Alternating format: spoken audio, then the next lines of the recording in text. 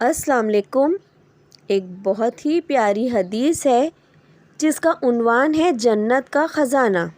بے شک جنت خزانوں کا گھر ہے، جنت رحمتوں کا گھر ہے، جنت نعمتوں کا گھر ہے اور ان گنت بے شمار جنہیں ہم گن بھی نہیں سکتے۔ تو آئیے ان بے شمار خزانوں میں سے ہم ایک خزانہ جانتے ہیں حدیث کی روح سے۔ تو نبی اکرم صلی اللہ علیہ وسلم نے فرمایا، اے عبداللہ بن قیس، کیا تمہیں جنت کے خزانوں میں سے ایک خزانے کے متعلق نہ بتاؤں؟ میں نے عرض کیا، یعنی عبداللہ بن قیس نے عرض کیا کہ یا رسول اللہ کیوں نہیں، ضرور بتائیے۔ اور آپ صلی اللہ علیہ وسلم نے فرمایا، تم کہو، یعنی یہ پڑھا کرو، لا حول ولا قوت الا باللہ، لا حول ولا قوت الا باللہ۔ ترجمہ، نہ گناہ سے بچنے کی ہمت ہے، نہ نیکی کرنے کی طاقت مگر اللہ کی توفیق سے۔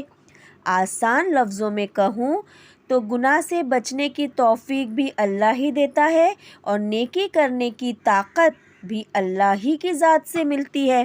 یعنی اگر ہم گناہ سے بچ رہے ہیں تو بے شک اللہ نے توفیق دی، اور اگر ہم نیکیاں کر رہے ہیں تو بے شک وہ بھی ذات پاک اللہ ہی ہے جس نے ہمیں نیکی کرنے کی توفیق دی ہے۔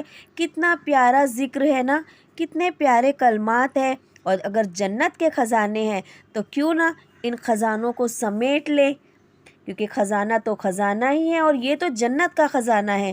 تو اس ذکر کو اپنی زبانوں پر، اپنے دلوں پہ سجا لے اور اس کا ورد کیا کرے۔ انشاءاللہ تعالی بہت سارے مسائل، بہت ساری بیماریاں جو ہے ہماری دور ہو جائیں گی انشاءاللہ۔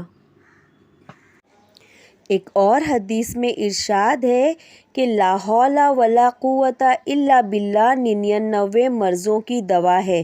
مرض یعنی بیماری، جس میں سب سے کم مرتبہ رنج کا ہے۔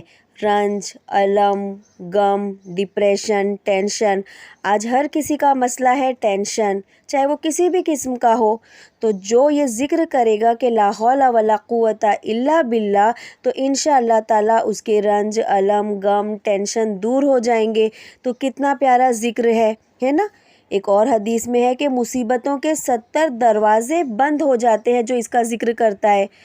تو انشاءاللہ تعالی اللہ تعالی ہم سے بھی ہر مصیبت کے دروازے کو بند کر دے، اور کہنے سننے سے زیادہ ہمیں عمل کرنے کی توفیق دے، اور ہمیں توفیق دے کہ ہم اس ذکر کو پڑھا کریں انشاءاللہ۔ جزاک اللہ خیرن کثیرن کثیرا۔ جب بھی دعا مانگے تمام امت کی عافیت کے لیے دعا مانگے۔ اللہ حافظ۔